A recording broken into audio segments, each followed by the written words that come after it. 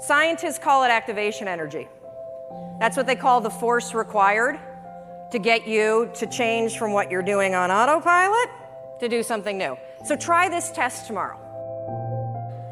Tomorrow morning, set your alarm for 30 minutes earlier. And then when it goes off, take those sheets, throw them off, and stand up and start your day. No snooze, no delay, no I'll just wait here for 5 seconds because Mel's not standing here. Do it. And the reason why I want you to do it is because you will come face to face with the physical, and I mean physical, force that's required to change your behavior. Do you think that somebody who needs to lose weight ever feels like going on a diet? Of course not. You think they ever feel like eating boiled chicken and peas instead of a croissant? I don't think so. The activation energy required to get your ass away from your computer and out your front door to go on the walk you said that you were going to go on is the exact same amount of force that it takes you to push yourself out of a warm bed and into a cold room. What's interesting about being an adult is that when you become 18, nobody tells you that it's now going to be your job to parent yourself. And by parent yourself, I mean it's your job to make yourself do the crap you don't want to do so you can be everything that you're supposed to be. And you're so damn busy waiting to feel like it. As parents, and you were a kid, your parents make you do the things you don't feel like doing because you won't. Ever. Not now, not then, not ever. And even when you get good at something, you'll figure out something else you don't want to do. And then you'll plateau out and you'll get bored and you're like, I hate this job, it's boring. But will you look for a new one? No, you'll just bitch about that one. It's very, very simple to get what you want, but it's not easy. You have to force yourself. And I mean force. And the reason why I use the word force, when Roz was up here and talking about the emotion tracking, and she had the picture of the two sides of the brain, I look at the brain the exact same way. Only I describe one side of your brain as autopilot and the other side as emergency brake. That's the only two speeds you get. Autopilot, emergency brake. And guess which one your brain likes better? Autopilot. You've had the experience where you've driven to work, right? And you get there and you're like, oh my God, I don't remember driving here. You weren't drunk.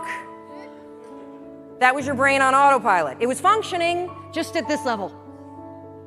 And the problem with your mind is that anytime you do anything that's different from your normal routine, guess what your brain does? Emergency brake. And it has that reaction for everything. Everything. You walk into the kitchen and you see everybody's left their breakfast dishes for you. And you think for the 100th time, I'm going to kill them. In fact, I'm going to leave them here and I'm going to make them do it. But that's not your normal routine, is it?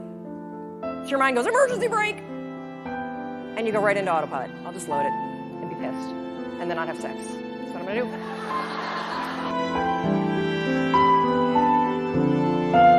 do. So when I say force, anything that's a break from your routine is going to require force. And if you think about your life, it's kind of funny because we, are kids and then we become adults and we spend so much time trying to push our life into some sort of stable routine, and then we grow bored of it. You wake up at, the same time every day, you have largely the same breakfast, you drive to work the same way, you show up at work, you look busy, you avoid making calls, you update Facebook, you attend a meeting and doodle the whole time, you go back and update Facebook, you make plans for the evening, you look busy some more, then you drive home the same way, eat largely the same dinner, or, variety of it.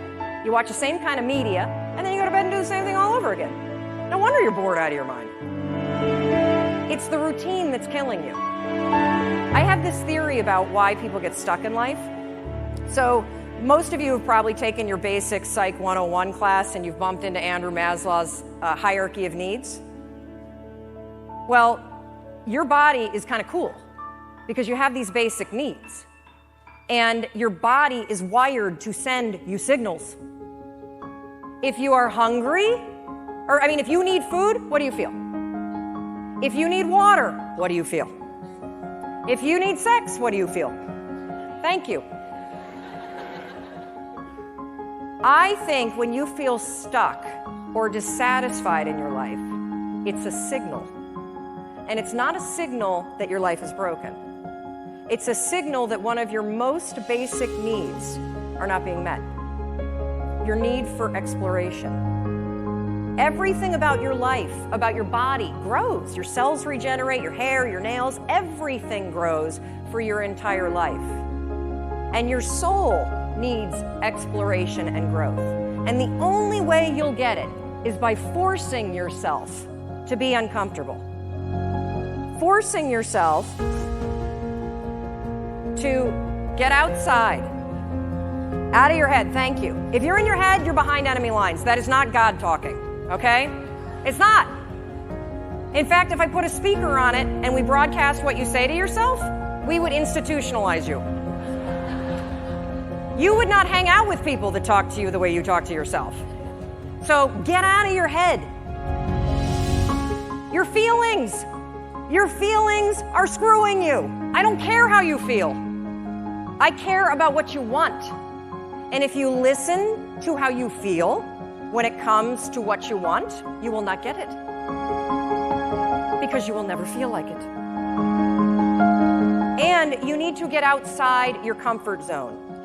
It's not about taking risks, it's about getting outside your comfort zone. Those first 3 seconds when you push yourself out of bed, they blow. But once you're up, it's great. Those first 3 seconds when you're sitting here in a studio or a stadium like this and somebody says, get up and come dance, and you think, oh, I should do that. And then you're like, oh. That experience that you had where you had the impulse to do it, and then you didn't do the activation energy required to force yourself, your emergency brake got pulled. I'm sitting right here. I'm not going up with those crazy people. I don't like to dance. I don't anyway. Well, what happened for me is I came up and I bumped into Rachel, and then we started talking, and next thing you know, she's tweeting. And we're friends, and boom, get outside. That's where the magic is. That's where the 1 in 400 trillion exists. Okay. So one more thing that you can use, I call it the 5-second rule. Your mind can process a facial expression in 33 milliseconds. It can move pretty damn quick. The other thing that it does very quickly is if you have one of those little impulses that are pulling you, if you don't marry it with an action within 5 seconds, you pull the emergency brake and kill the idea. Kill it. If you have the impulse to get up and come dance while the band is playing, if you don't stand up in 5 seconds, you're going to pull the emergency brake. If you have an impulse about you were inspired by somebody's speech today and you don't do something within 5 seconds, write a note, send yourself a text. Anything physical to marry it with the idea, you will pull the emergency brake and kill the idea. Your problem isn't ideas. Your problem is you don't act on them. You kill them. It's not my fault. It's not anybody's fault. You're doing it to yourself. Stop it. I'm counting on you. 1 in 400 trillion. You got stuff to do. And it's not going to happen in your head. So I want you to practice this today. When we go off to party, thank God it's coming soon because I think we all could use a cocktail. I want you to practice the 5-second rule. You see somebody and you think you have that impulse, they look interesting. Walk over there. You were inspired by somebody and you have a request, make it. That's why you're here. Experiment with it, and I think you'll be shocked about what happens. And one more thing, I want you to know that everything that I do Whether it's the radio show or the television show or the book that I wrote or the column, it's for you. And if there is anything that I can do, if I can do anything to make you do the things you don't want to do so you can have what you want, I will do it. But you need to walk over, you need to open your mouth, and you need to make the request. You got it? Good. Go do it.